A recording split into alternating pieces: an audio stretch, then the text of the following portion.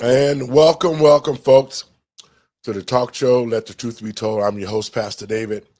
And, folks, we got a great show coming at you today. We're going to talk a little bit more about Doge and what it's doing. And also, we're going to dive into Brandon Johnson again. A friend of mine, Byron Daniels, a representative of Florida, was talking to him during the hearings.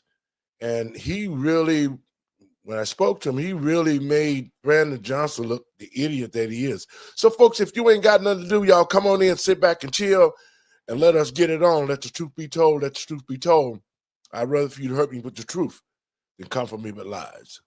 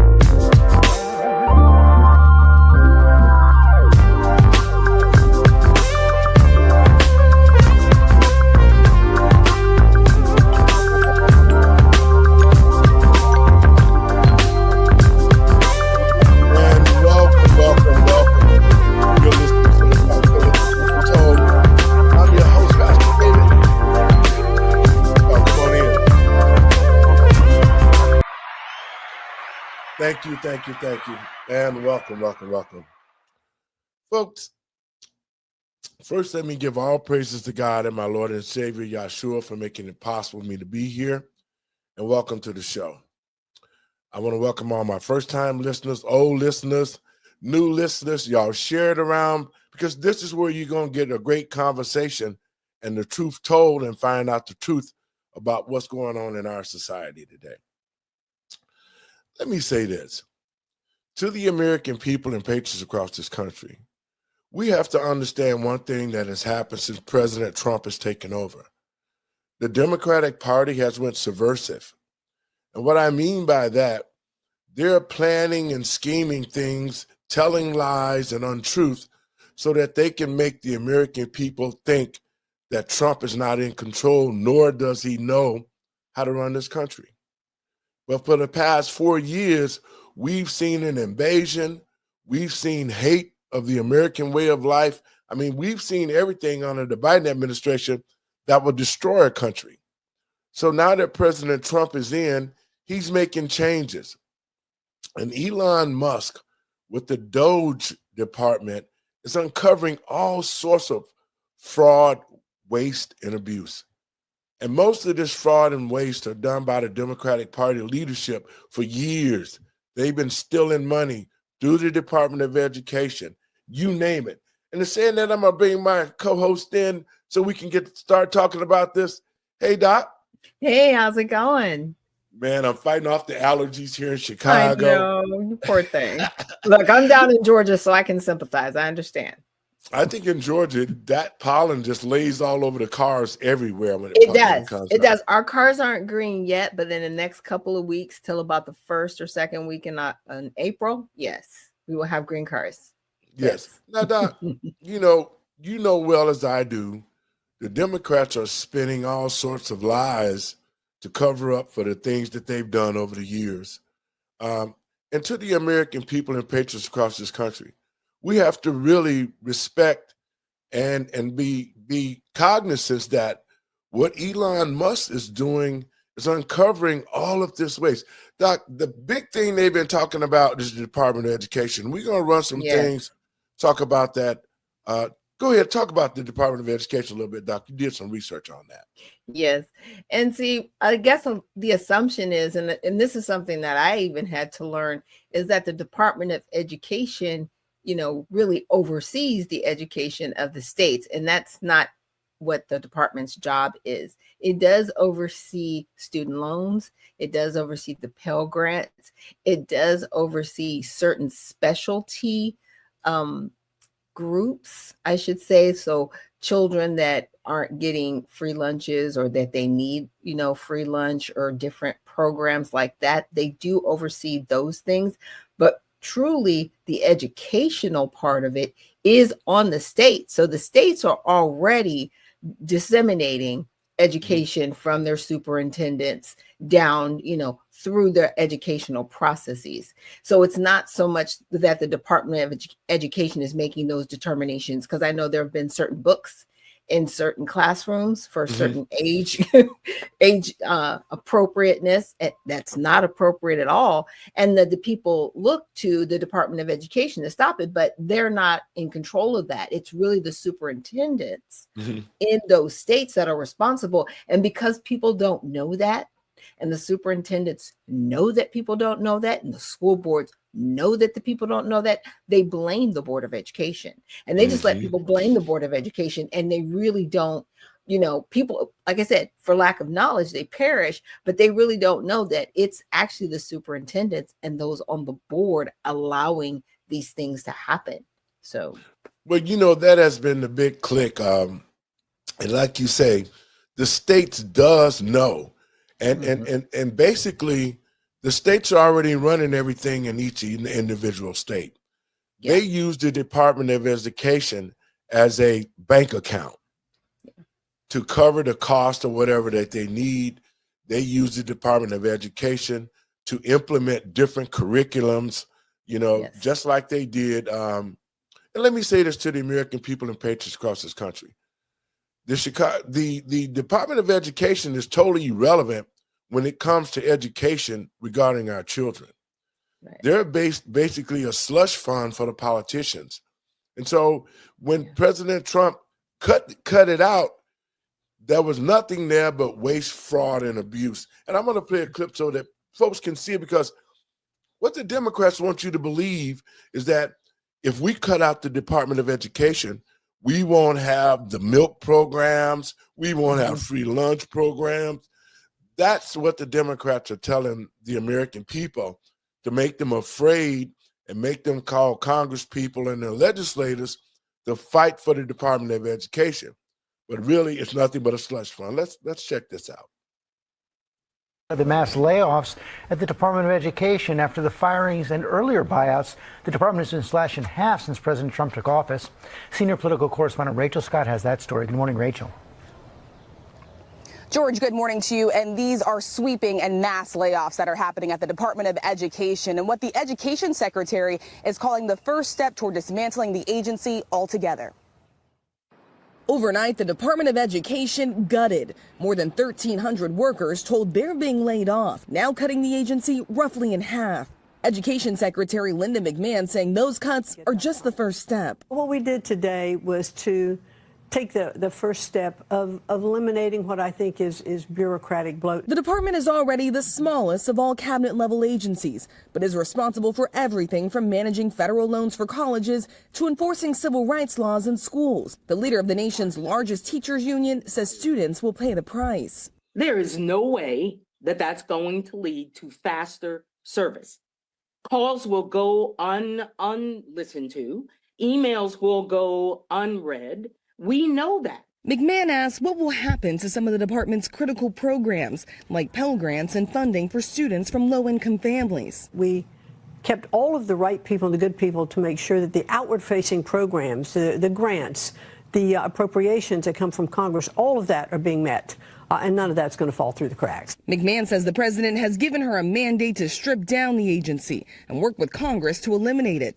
Democrats blasting the Trump administration's push to shrink the size of the federal government. Throughout this administration, we're seeing cuts.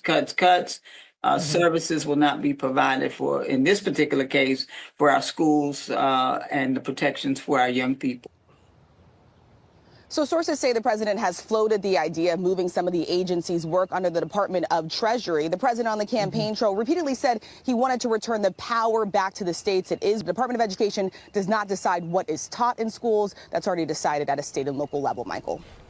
Right, right. Now- So what the now- lady now- was saying was go ahead. completely disingenuous. She was like, "Oh my gosh, they're not." Stop that. Yes. Stop that. And, Stop and it. you see that's what I'm talking about. It's that type of attitude. And what bothers me the most is we have these type of people who are supposed to be leaders in the Black community. Right. They're supposed to be the people that are going saying we got to make sure that our educational system are teaching our kids. Right. But these guys have been there forever and they're thieves. That's what makes me so mad. They've been stealing. Go ahead. I was going to say, and they know they're going to lose the money now because that's what this is all about.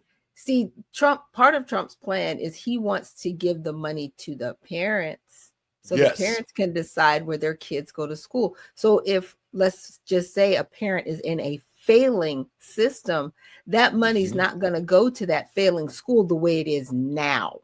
Yes. And it can go to a private school, or they can do a homeschool pod, right? Where that child is going to get a better education. I just think what's the saddest part about this is with the Democrats and even some of the Republicans, they're not really focused on the education of the children. They're just focused on where the money's going to go. Yes. Right. And that's the saddest part to me. And Doc, you so correct, because the Department of Education, like I said earlier, has been used for a slush fund. And they use the Department of Education to blame all the homosexual teachings that they've implemented into our schools. You know, it just bothers the hell out of me, man, that the Democratic Party is sowing these seeds of discord and trying to make the American people think that President Trump is not on point. But in all actual reality, he is, because it's the states, just like here in the state of Illinois, J.B. Pritzker and a super majority Democratic state, they passed a bill called SB 818. And that was the bill that forced parents to have to come out and fight, because that was the bill that instituted all the homosexuality, the books, the curriculum, the teachings. They also, with him, created legislation to take parental rights, that the school is a surrogate, a third parent to the children.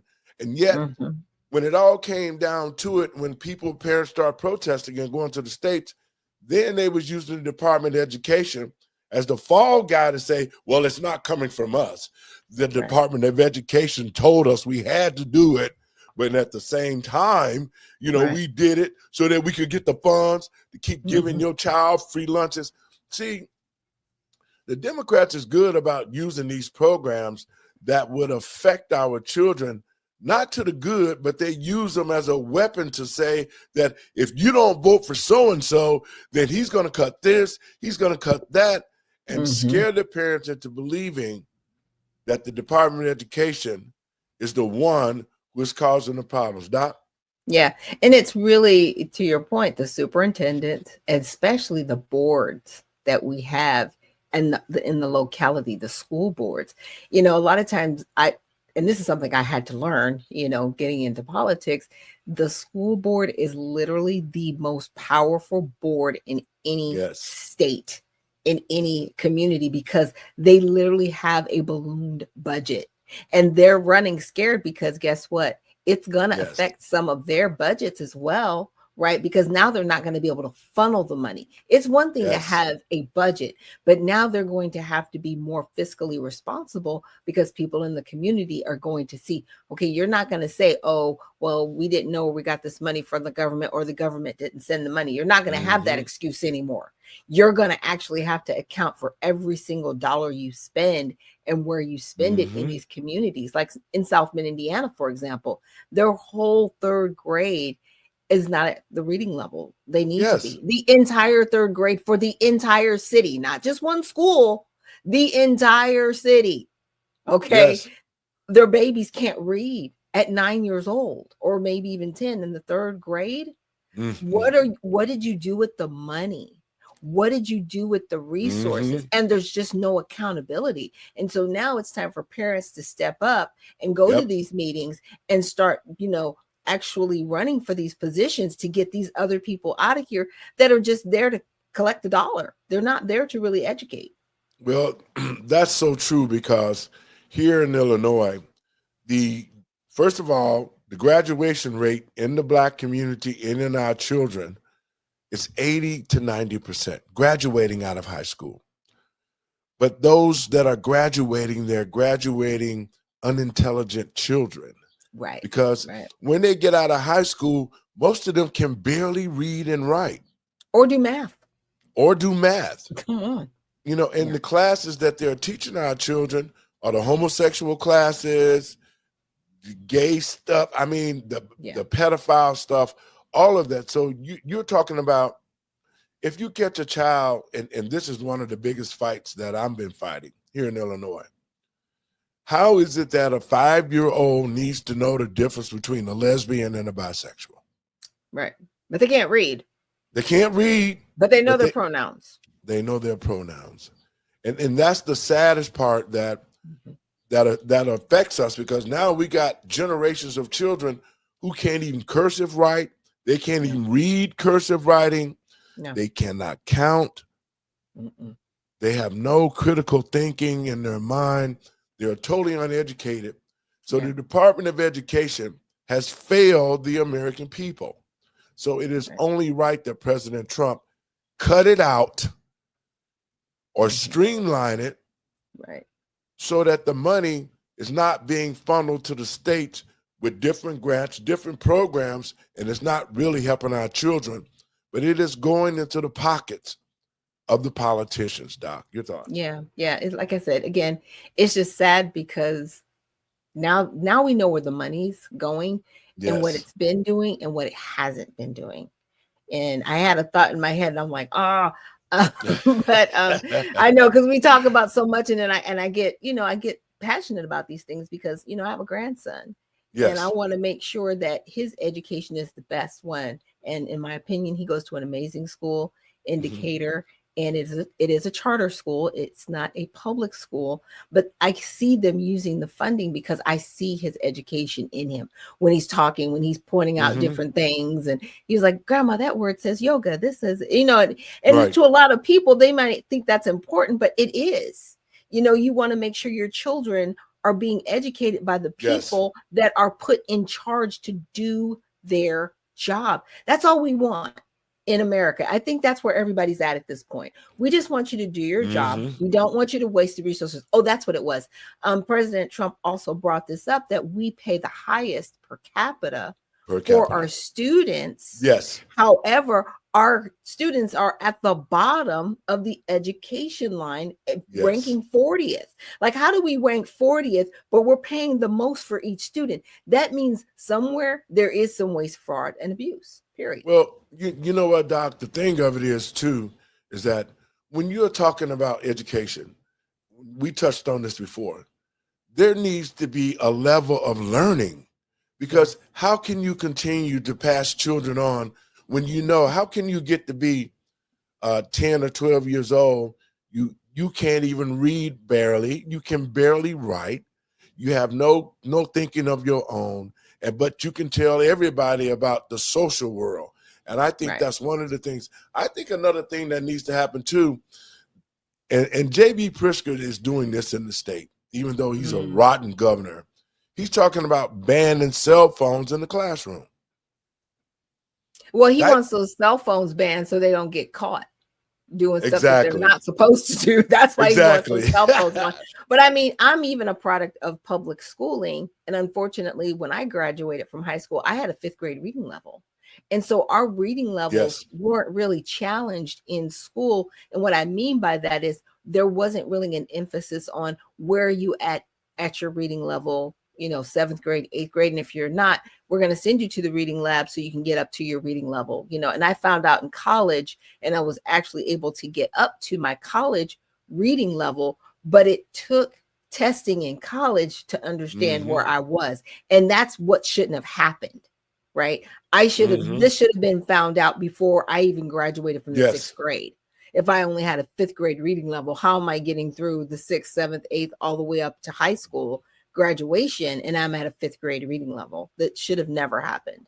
Well, that's when the dumbing down started after the 70s, because when I was coming up in the 60s and 70s, if you did not learn a certain reading level, they kept you in the grade until you learned. Yes. Period. They wasn't just going to pass you on. You had to be able to take tests. You had to be able to read at a certain level. Yes. Because I know for sure when I graduated from grammar school in 1970, and at the time, in order to get into high school, you had to know the Constitution, and you had to have at least a 9th grade reading level. Wow. And what that meant is that if you're in 8th grade, you had to know and how to understand high school work. Right. And so at that time, teachers was teaching us to get prepared for high school. They're not doing that now. No. The kids are just going to school. Their teachers are being babysitters. They're teaching them all this other stuff instead of reading and writing. So they're struggling when they get to the 6th and 7th grade. And they'll even struggle more coming to high school because there are no parameters. There's no boundaries that they have to, there is no benchmarks that the children have to achieve in order to go to the next level. And after the 70s, they started to dummy down the children. They started lowering the test score levels. What used to be 100 used to be an A. Now you can be at 60 and 70 and get a B or an A. So that's the problem. There was no concerns by the teachers nor the Department of Education to ensure that our children, who we spend the most money on, let's take a look at the fact that the money that is spent here in the state on each child, it depends on the district, but it is high. I mean, they're giving a lot of money. Some places getting $10,000, $15,000 per child. Right. To go to school, and yet they're not learning anything at that rate. So it's justifiable. But to the American people and patriots across this country, I want you to do one thing. Quit allowing CNN, MSNBC, and all the rest of these local channels who are purveying hate against this current government and saying that what he is doing is not good for the American people. Because the last 4 years, we have actually seen everything that an administration could do that can harm the American people. Under Joe Biden and the Obamas, they tried to destroy our country. They tried to destroy our freedoms. They did everything to suppress, take our guns. The American people and patriots across this country, if you can't see that the Democrats are wounded so bad because President Trump is using Doge to find the money that they're stealing out of our pockets and not teaching our children anything. And in saying that, Doc, I want to play another clip because what Elon Musk is doing, and to the American people and patriots, we have to stop listening to people like Maxine Waters, Stacey Abrams, and all of these people who have been stealing the money. They've been stealing money through these different programs, and I mean, it's a total sham. And this is what we have to do. We have to let Elon Musk stay positively behind him and let him finish finding all this waste, fraud, and abuse. Let me play this clip. Doge is cutting big. It's now claiming $105 billion in savings and counting, about $650 per American taxpayer. And President Trump, he's coming with the receipts. Watch. Just listen to some of the appalling waste. $22 billion from HHS to provide free housing and cars for illegal aliens. $45 million for diversity, equity, and inclusion scholarships in Burma. $40 million to improve the social and economic inclusion of sedentary migrants. Nobody knows what that is. Going to find out where that money's going, and it's not going to be pretty. Put more money in the pockets of American families. Yeah.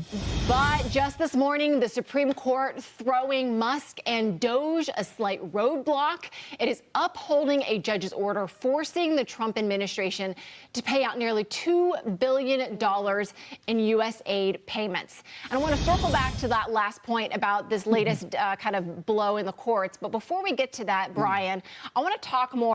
Doc, let's talk about that. Now, you see what they just said. Mm-hmm.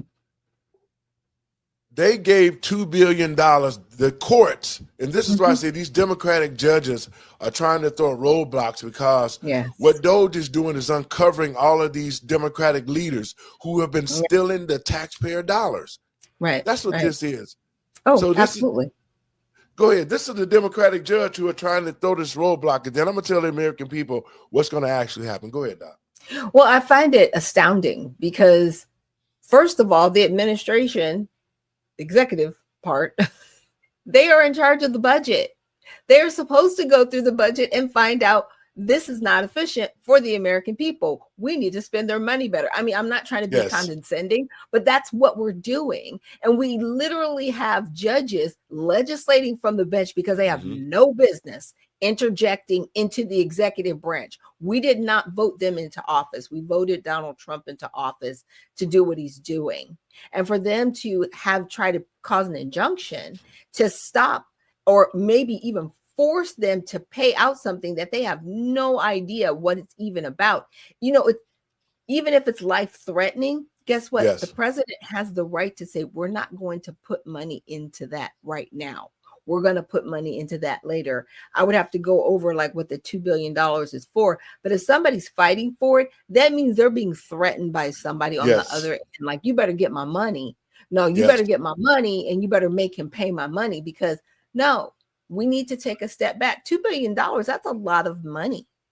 That's nothing to sneeze at. Well, Doc, that was the whole thing with Stacey Abrams.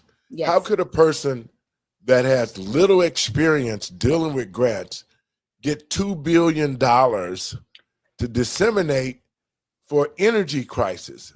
Like I told you before, I told you that EPA put a grant together because I had worked on a similar grant with somebody. And yes, when reading through it, I was like, wow, they don't really need to have a lot of knowledge. No. They just need to be the right kind of company and basically check the boxes for this grant. Like I said, at the end of it, there was somebody at the end of it going, okay, Stacey, get your ducks in a row. We're going to make sure that, you're, front in line maybe to get this grant. And she got it. She got it fair and square. Whether the contract is trash or not, she still got it fair and square. Now, here's the deal. Let's get to the trash part of it. Is there anything illegal going on within the contract itself? That's the question, because she got it fair and square. But what is it about the contract that has the illegalities to it? Because it can always be rescinded if it's not proper. And that's the other side of this that we need to look at. Well, those were some of the, because I did look at the grant money and some of the money that she allocated money to. She allocated money to men having sex with other men, like $6.2 million in Africa. She sent millions of dollars for research for mice that need to be transgendered. I mean, the list of infraction goes on that she has started spending the money for, and that's why they froze it. And this is no, not until we get through examining this before any money goes out. Right. So even though this judge has come back and said, they got to pay it, to the Democrats watching this show, you're never going to see that $2 billion. I can guarantee you that. No. Because this injunction to pay it is not going to stand up when the president of the United States has that under his belt. Right. It's his decision to make if he wants to give money or not. Right. So what they're doing is they're just trying to throw a wrench in there to stop Doge, but Doge is not going to stop because as they continue to uncover these things, they're going to discover more than $2 billion. I can guarantee you that, Doc. Absolutely. I'm glad they're at the $105 billion mark. I know there's been rustlings of us, getting some of our money back. And the funniest thing I heard is somebody was like, oh, that's going to raise inflation. I'm like, no, it's not. We're just getting our money back. It's just like Yes. recycling the dollars. See, unlike COVID, where we printed money, this is not going to be a printed money situation. We're just going to get money back in our pockets that's already Yes. in circulation. Totally Yes. different thing. Totally different. This is our money that have been taken and put on the dark side. Yeah. And now that we're finding it back, it's coming back to the taxpayers. But see, that's what the demos are doing. They'll keep saying, well, no, this money is going to raise it. It's going to cause inflation.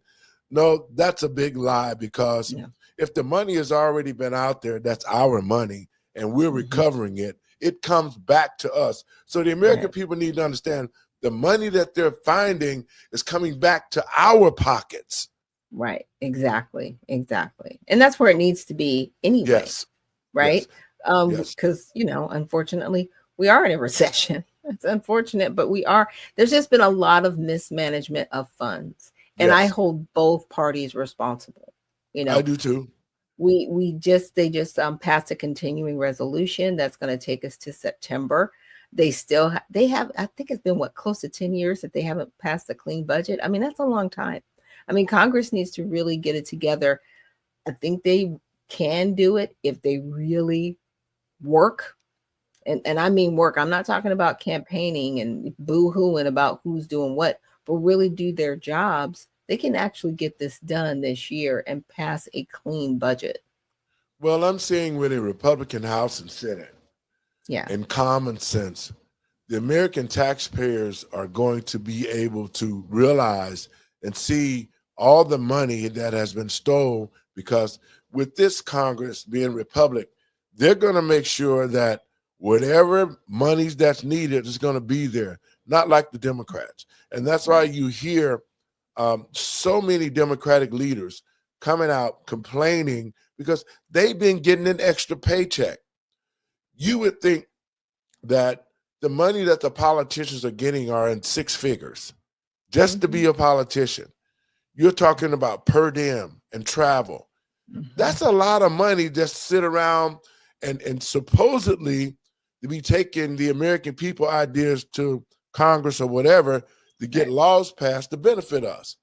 And yet, how greedy are you that you are getting paid good, but yet you're stealing more money to put in your pocket? That's just sheer greed, Doc. Oh, yeah. And they've been doing it for a long time. These government contracts, I mean, it is a lucrative business, especially if you have relatives that you can use to get the contract. So a lot of this wealth that some of these Congress individuals have attained, it's through those contracts. That's how they've been able to build up their wealth portfolios outside of insider trading. Yes. Right. That's So, Nancy Pelosi.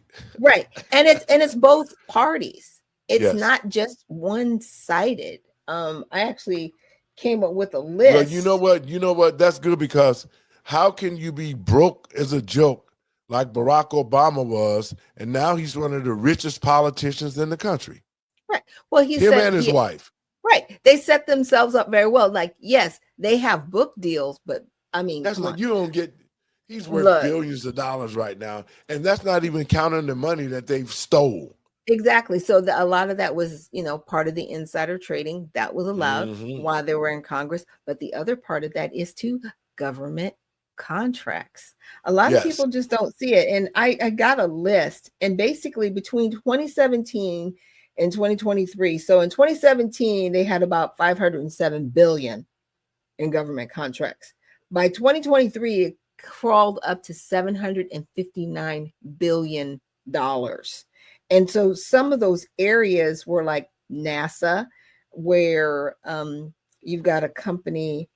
Well, NASA, they got approximately 26.4 billion between 2011 and 2023.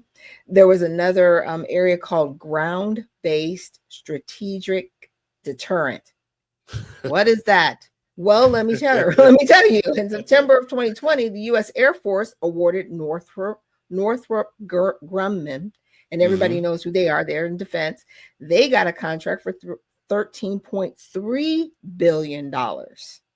Okay. And then you've got a joint warfighting cloud capability. This is another Department of Defense contract for $9 billion.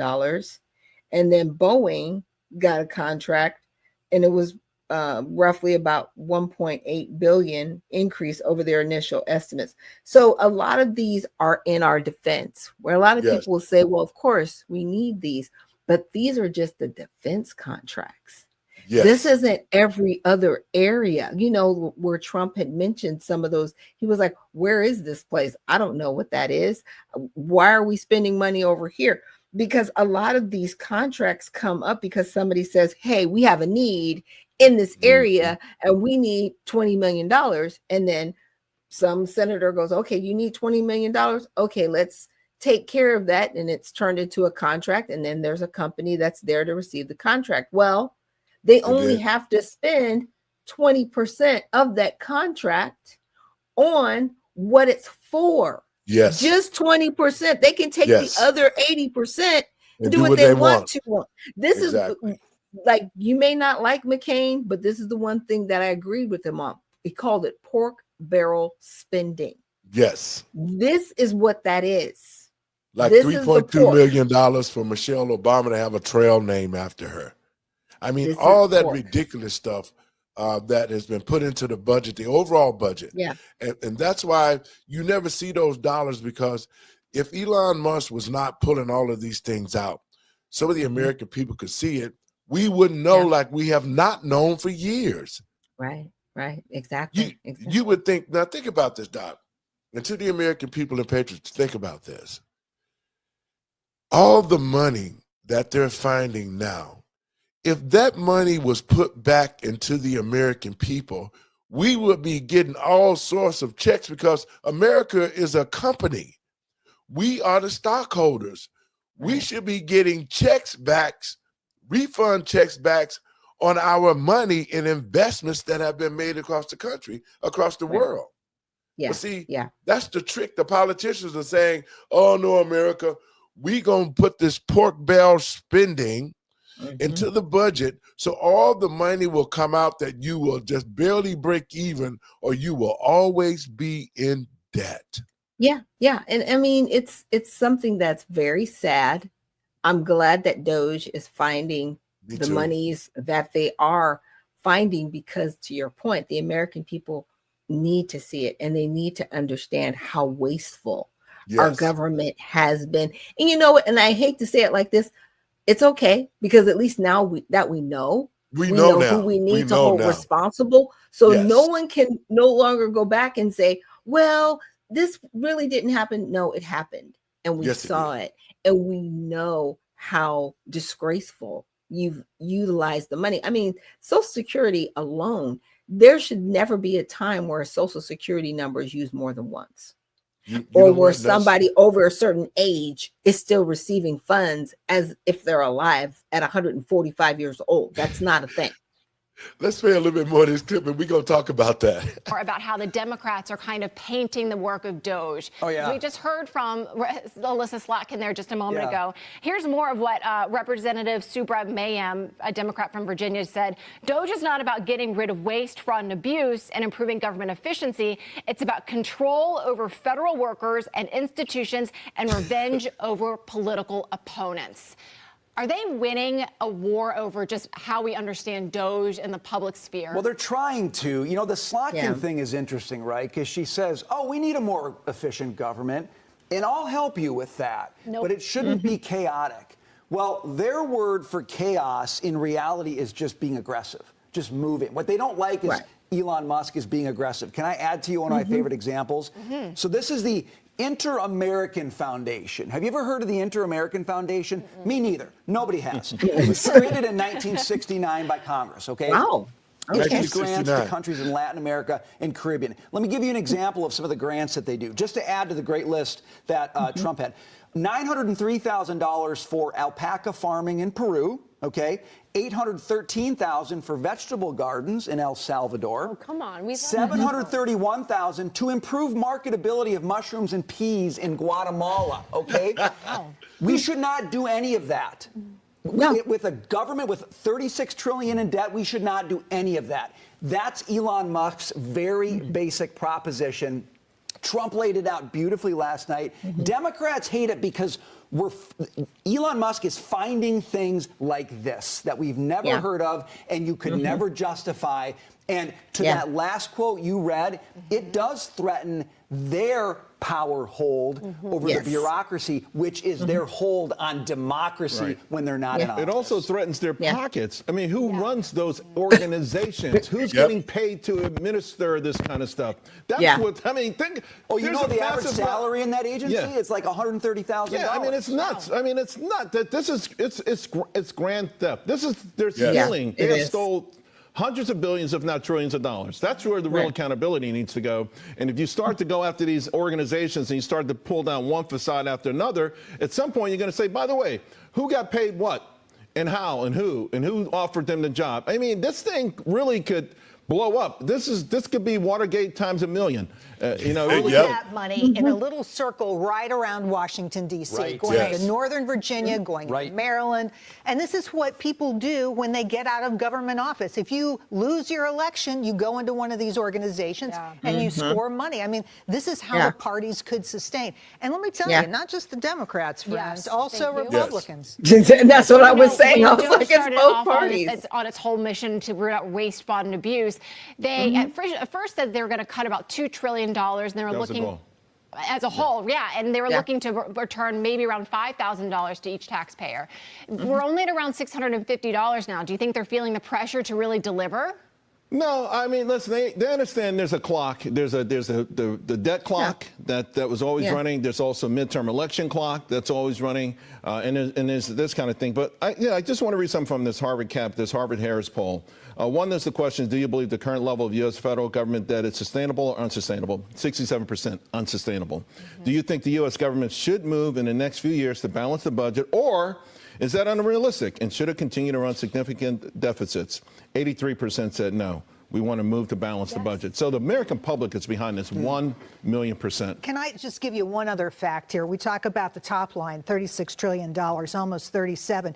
The debt per taxpayer, okay? Debt per taxpayer, everybody on this panel, most of the people in this building, $323,000. What if you had to pay that bill right now? I mean, it's unsustainable. We are broke. Biden gave us a bankrupt country. Well, it brings up this debate, and Charles, you remind me of it when you do talk about the work that you do with the charter school in Harlem.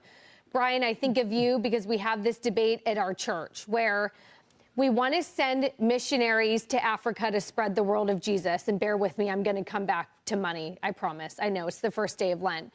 But the other half of our congregation says, but look at Main Street and look at the drug dealers and the homeless and the people who need our help in our own neighborhood. And so it brings up this debate where we can't help the world, to your point, Brian, until we take care of our own. And we're only as strong as our weakest link here. So if we can help pay off our debt here, then we will be strong enough to spread the good word to the rest of the world, whatever that is. And I'm not saying we have to withdraw all funding to some of our allies. But when you're talking about peas and vegetables, that's where I'm thinking that's why we got to kind of refocus and take care of our own, get our own house in order before we start going abroad and spreading the word. It's such a good point. And by the way, there's so much documented research on the fact that this aid that we send overseas often doesn't help the people who get it because it creates a dependency on the aid, a dependency on America. Sometimes it crowds out local industry. So all I'm saying is even if we think some of this is doing good, it's definitely doing good, Jerry, for the people in D.C. who are getting six-figure salaries and living off this year after year.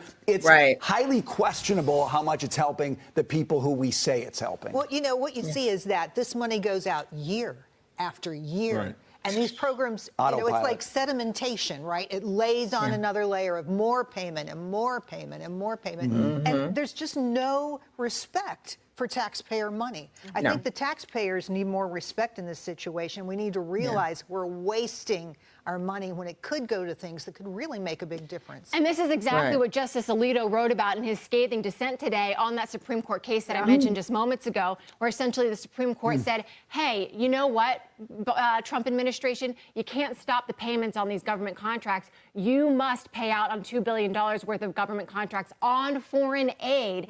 Justice Alito saying this, quote, does a single district court judge, that's the lower court judge that will order these contracts be paid, who likely lacks jurisdiction, have unchecked power to compel the government of the United States to pay out $2 billion in taxpayer dollars?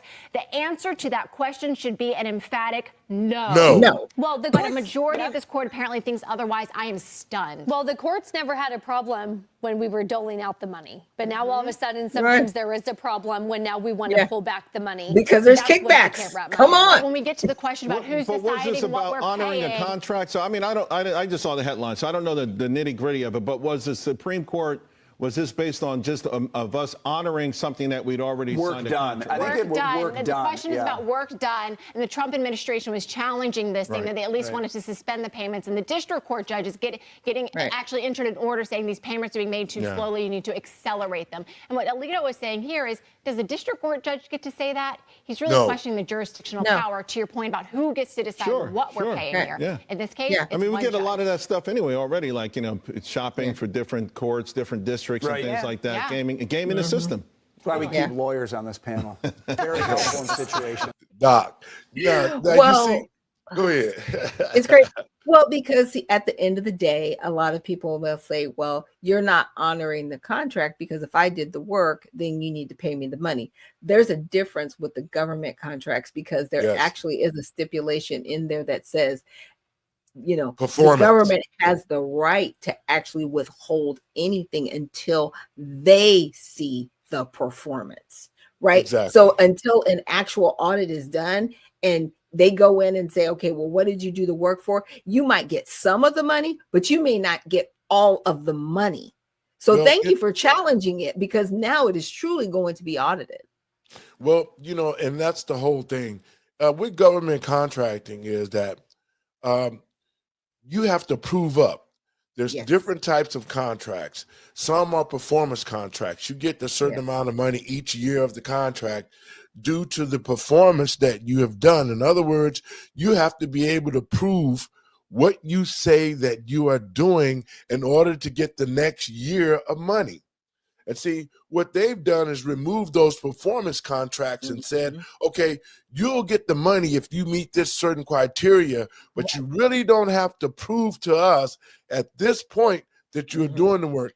And that's what this is happening here, because they said they did the work.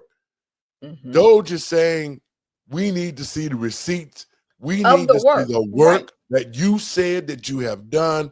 And that is the problem why they don't. And they're taking it to court, trying to force them to get the money. Because just like you said, Doc, somebody owes somebody some money and they trying to get that money in their pocket because somebody could come up missing if they ain't getting paid. Look, hit dogs are hollering loudly. I'm just saying, all over the place. It's bad. It is truly bad. And I also want to, you know, go back and listen to this again, to the gentleman that was saying the agency that was created in 1969. I would really like to see who created it and who's a part of it, right? Because the other correspondent on the panel also said, you know, a lot of these congressmen and women and a lot of government officials, they'll start working for these agencies after they leave their certain positions in Washington. So I'm like, wow, so y'all just been laundering money forever and just comfortable with it. You're just okay with it. And I'm not saying that everybody is, but there are certain people that have been okay with it for a long time, because why are we sending millions of dollars? What he said, he listed 3 things that came up to close to $2 million in another country. And then the other panelist was like, we have homeless people here that can use those resources, but we're sending those resources overseas. We're not even helping our people here. That's a problem. And you know what, Doc, to the American people and patriots across this country, we should be highly upset because we've watched an invasion that was paid with our tax dollars, brought to the United States under the Biden administration. They clearly know what they did. They don't even care what the American people think, because when they open up those borders, they pretty much said, to hell with what the Americans think. We out here now. We got to get this money. We got to force these migrants in so that we can use them to vote. That's what we've been seeing, America. Yeah. We've been seeing gangsters stealing money, dealing with the cartel, stealing children. I mean, the whole 9 yards. And that's a shame, because we deserve better leadership. And that's what the problem is. You know, just like here in Chicago, Mayor Brandon Johnson was at the Congress last week on the 5th, I believe, testifying. And he spent the whole time reading off a script. Wow. A whole time reading off a script. And there was no sense that he talked. There was no solutions. He didn't bring anything to the table to answer any questions. He kept reading about, well, anyway, let me play this clip. A friend of mine, Representative Byron Daniels, he and I was together, and you look on my Facebook page, we was together at the inauguration. And he and I talked about that. I talked to him about Brandon Johnson, and I told him how the city of Chicago was suffering under this leadership. So Brandon, that was my boy. He already know. Listen, I told him everything about Brandon Johnson. And so this is just the beginning. Brandon is about to go to jail, because let me play this clip, and then I'll tell you why he's going to go to jail. From Florida. Thank you, Chairman. This is my third term on the Oversight Committee. We've been talking about illegal immigration and oversight the entire time. I remember we had a group of this committee that went down to the El Paso section of the border. This was back in February, March of 2021. And during that time period, we were at one of the holding centers, and there were these buses that were coming to the detention facility, and they were picking up 30 kids, 50 kids at random, walking out of the facility. And when I went over to question the bus driver that was transporting these kids, border agents told me, as a member of Congress, that you're not allowed to question the bus driver.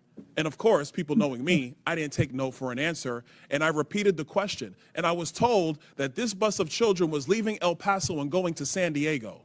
And so what was occurring under the Biden administration is that they were busing unaccompanied minors all across the United States for one reason and one reason only. And that was because they did not want the press to see the pictures of kids in cages. They did not want to see our borders being overrun. They wanted to disperse that problem all through the United States. That is the reckless history of illegal immigration under Joe Biden. Can you pause it real quick? Party. Yes. Mayor Johnston of Denver. I want to interject on this really quick. Yes. And I've talked about it on this show before. Unaccompanied minors. Aliens. He just talked about it. In the Appropriations Act in 2021, they set aside $12 billion to give to NGOs. So what Byron Donalds is talking about was actually paid for with our tax dollars. Wasn't a random act. Okay. They actually called them unaccompanied minor aliens, and they set aside money to do it. So I just wanted to interject that. Well, and I want to say this too.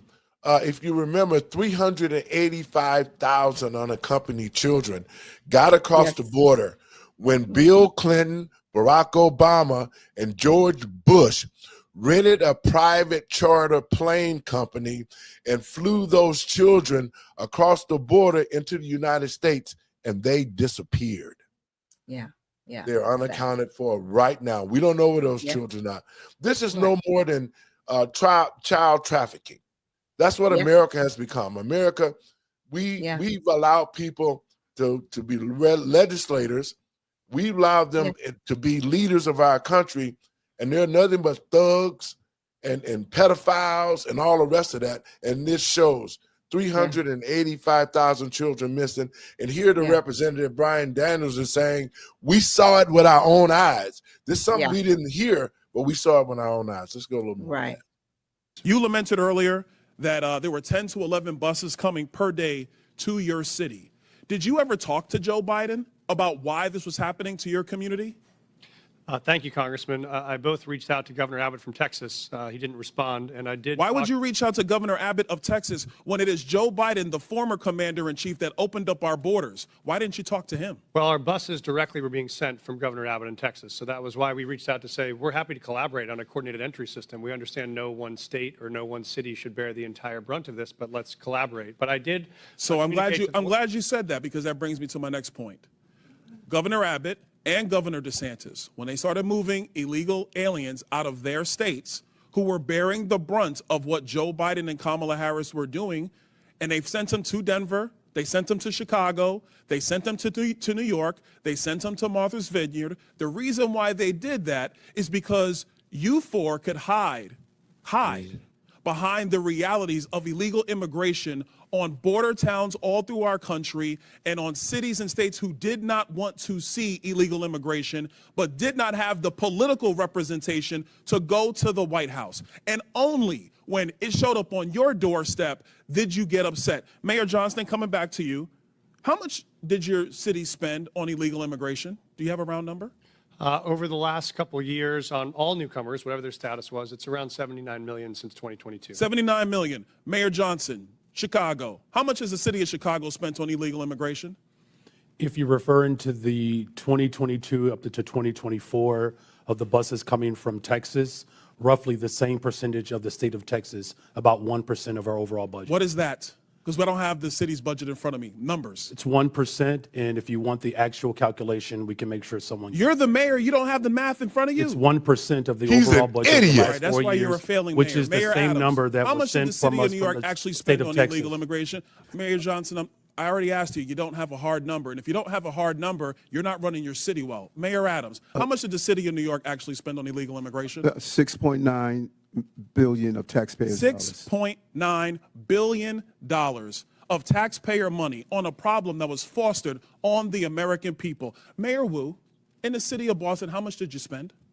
We don't ask about immigration status and delivering city You don't services, ask so about we how don't much have money that the city of Boston has spent on illegal immigration? We Are don't you out of your distinguish mind? between immigration status. Do you as manage part your of our budget city or not, policies. Mayor Wu? That is how we keep Mayor our city Wu, safe. do you manage we your have budget or the not? numbers to prove it. I manage my budget. I have a AAA bond rating dating back 10 years. So to the city of Boston, budget. just understand that your mayor does not care how much of your resources she has spent on people who are not citizens The city of of Boston the city of is Boston. sick of having I'm people reclaiming my outside time. Boston Mr. telling Bear, us what Mr. we Bear, I need. have a question for you because I understand Cato's perspective when it comes to illegal immigration. I understand that the Cato Institute for a long time has had a standard of actually having open immigration into the United States. Generally speaking, I don't want to get into specifics. We support legal immigration. We want immigration to be legal. So let me ask you this question, because one of the great libertarians of the modern era, Milton Friedman, famously said, you can either have open borders or a welfare state, but you have to choose. Mr. Beer, what do you choose? Milton Friedman said he wanted to allow illegal immigration to continue. I disagree with Milton Friedman's position on that. We should have legal immigration and build a wall around the welfare state, not around the country. That's in the best interest of taxpayers. And I would argue that under the current system where you have sanctuary cities popping up, it is not possible to build that wall. So America has to choose, Mr. Beer, you're done. America has to choose between securing our nation or protecting the taxpayer. I choose secure the nation. I yield back. Now, I mean, Doc, he's not wrong. He's not wrong. exactly right. We have to secure we have borders. Do we have borders or not? Do we have laws or not? We do. Right. And so for the past 4 years, unfortunately, we did not have a border and we did not have laws. I mean, unfortunately, I've seen different podcasts with Jasmine Crockett saying it's not an illegal act to cross our borders. She literally said it's a civil matter. Well, it's a misdemeanor initially, and then it's a federal issue if you return illegally after your first slap on the hand. But it's still criminal activity either way. Yes. So for someone who actually has a Juris Doctorate, right? Yeah, right. And a member of Congress to say this isn't illegal activity, it's disheartening. I don't even know where to go from here. I'm like, why are you here? Let me say this. Ignorance is blitz. because we do have educated people who can barely read and write. They bought their degrees. They do not understand or nor have common sense. They always are able to try to talk that educational rhetoric, but at the same time, they do not implement, nor do they understand, or do they want to understand what's going on. They're basically nothing but robots, and they're doing what they're told. Now, to Brandon Johnson, he got back from the meeting. He was tolling himself around like he really did something by surviving. Brandon, you really made and showed America how much of an idiot that you really are. To not to know the budget. Now, let me tell you about the budget. The budget is like $171 billion. Ooh. No, it's about $17 billion. Okay. It's $17 billion. 1% of $17 billion is $171 million. Okay. So far, if we go off that budget, he has spent $171 million of the taxpayers' So money. more than any mayor up there, right, on the panel. I'm not even the mayor, but I know the budget. The budget was $17 billion. And so if you say 1%, that's $171 million of the budget. That's what he has spent. But that's a lie, because he has spent more money than you can imagine. Yeah. He has spent more money. And he don't want to say it because, see, what they did here in Illinois, and to the American people and patriots across this country, you might want to start checking your budget, because what they did was they allocated that money and put it in different places. So now, just like you see all those things about $6 million here, $5 million here, 800,000 for peas and carrots, they did the same thing here in the state of Illinois. But what I want to say to Brandon Johnson, see, you are an idiot. Brandon Johnson, you're going to watch this show tonight. Your ass finna go to prison. You're going to prison because J.B. Pritzker set you up. Yeah. J.B. Pritzker set him up. And in order for J.B. to try to keep his office, because he finna be thrown out of office, he had to sell Brandon out and make the people of the state think that it's all Chicago's fault, that we can't balance a budget, that all the money that's been in the state has gone to Chicago for illegals. Part of it is true, but J.B. Pritzker, he has stole so much money. This state needs a Doge's budget right away, because when they do it, they're going to find out all the money. There's never been a balanced budget in the state of Illinois under J.B. Pritzker's leadership. Never. Wow. But he makes it seem as though, because nobody is challenging them, he has a Democratic Senate and representatives here, so they can do whatever they want to do. But a Doge will take care of this. And Brandon, this is just how stupid you are. J.B. Pritzker has robbed different programs to take money. He has robbed the rental assistance program here in the state of Illinois. He has robbed all sorts of other programs to help the American citizens. And when they go for help, there's no money in the program to help the citizens, because all of the money that was supposed to be in the program to help the citizens have been given to illegals. Brandon, you can laugh your ass off all if you want to, but I got a little birdie that called me last night and told me you're going to go to prison because you took all the money out of HUD. Wow. You see what I'm saying? See, he don't even understand what he done. J.B. Pritzker told him to take all the money out of HUD. Brandon took all the money out of HUD, and a little birdie told me last night that's why he's going to go to prison, because he took federal money out of HUD and gave it to the illegal aliens. So this is my last clip. I'm going to pray for you, Brandon.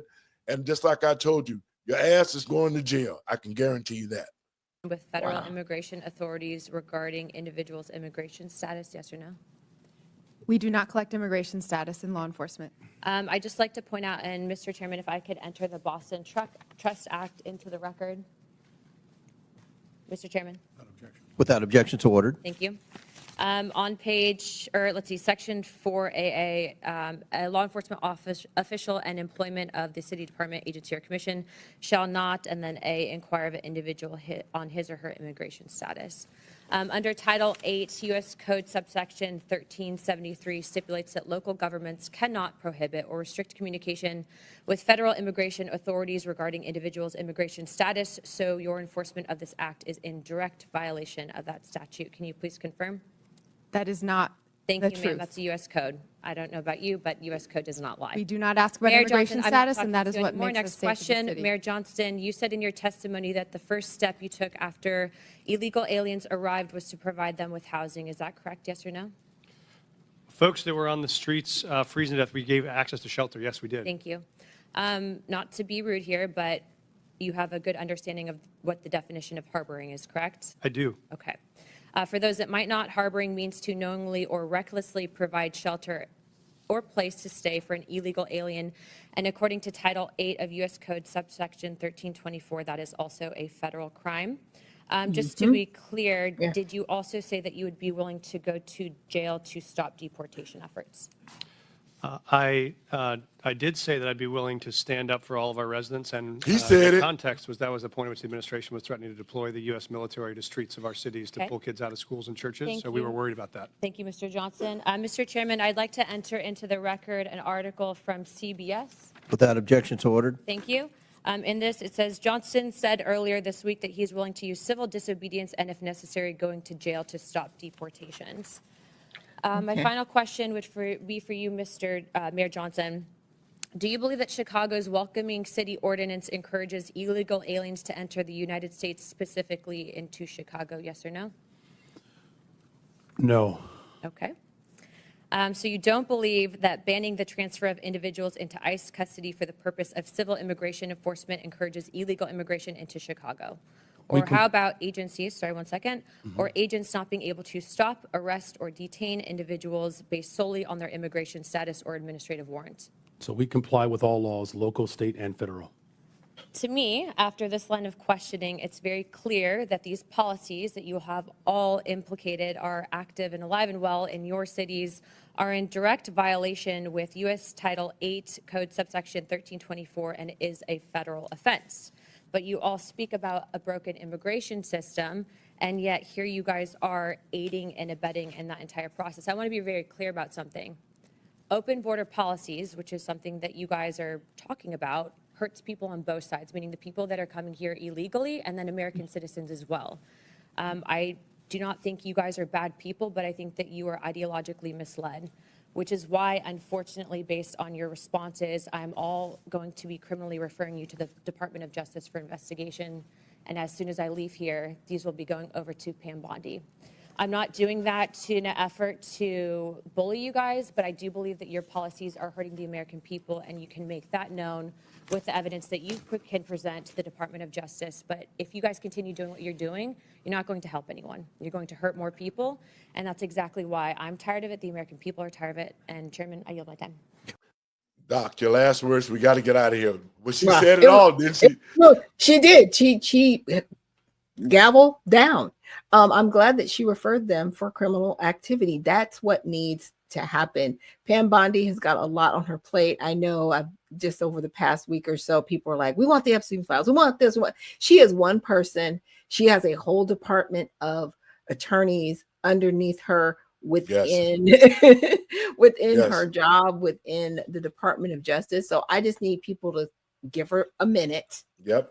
So she can sort through things, because the Epstein files, that's a whole huge matter with the FBI. Cash Patel's working on that. Cash is working on that. Right. Yep. And now we have these mayors, right, that have been aiding and abetting and harboring criminals. They're criminals.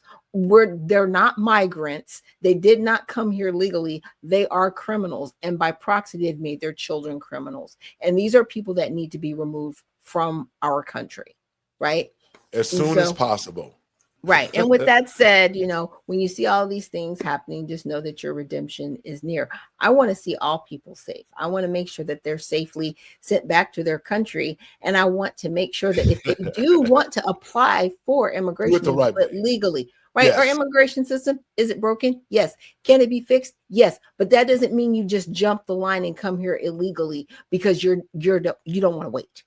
Because there are people that have done it the right way, right? And with that, I just want people to check out the USA Redemption Party at usaredemptionparty.com. We are looking for candidates to be servants of the people and not politicians like the mayors you saw. We do not want that. We want servants of the people that actually want to do right by the people. And we are also looking for members of the party. So please check us out at usaredemptionparty.com. Doc, thank you so much. And we'll be getting together tomorrow to put it out there again. Blessings to you and have a great evening. Folks, I want to thank you for tuning in. We had a great show, and this show is about giving out information so the American people will be able to understand what's actually going on, where our money is going, and the people that we need to hold accountable. To Mayor Johnson and all the other mayors, after the evidence in the hearing, I can almost promise you that you will be going to prison. And Mayor Johnson, the money that you stole from HUD and all the other monies that you've stolen will send you to prison for a long time. And in saying that, folks, I appreciate you. We got to get out of here. Blessings to you. Thank you for listening, and share it around. Let the truth be told. Let the truth be told. I'd rather for you to hurt me with the truth than comfort me with a lie. I'll see you tomorrow.